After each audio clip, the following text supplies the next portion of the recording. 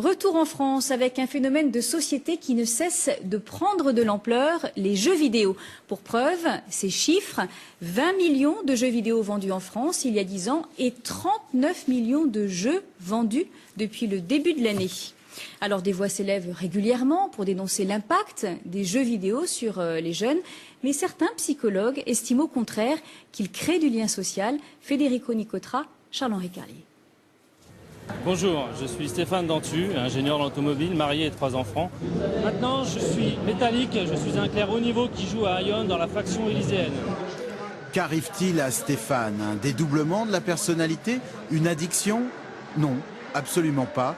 Comme 28 millions de personnes en France, il est joueur vidéo. Chacun se choisit un personnage, un avatar, puis dans ce monde virtuel, pour quelques heures, s'évade du quotidien. En fait, ce qui me plaît, c'est de quitter un peu la vie réelle et puis de jouer avec d'autres gens effectivement, qui font partie du même univers que moi au travers du jeu. Et comment ne pas comprendre ce véritable phénomène de société alors que 90% des foyers sont en possession de jeux vidéo et font de ce support la première industrie culturelle en France. La dimension d'une évasion collective dans l'imaginaire.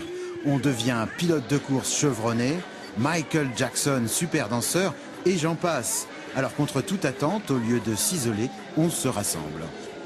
On est à peu près 130 dans l'association et on crée un lien social qui n'est pas virtuel, parce que c'est réel, on se rencontre physiquement et on fait ce qu'on appelle des IRL, c'est-à-dire qu'on se voit, on fait des restaurants ensemble, on fait des salons ensemble comme aujourd'hui, et souvent on se rencontre et on est même, pour certains, devenus les amis. Une vision très sociale qui ne doit pas faire oublier les dérives. Ici, des soldats coréens invitent les futurs joueurs à s'enrôler dans l'armée. Tout est mis en place pour y croire, même la distribution d'un faux journal.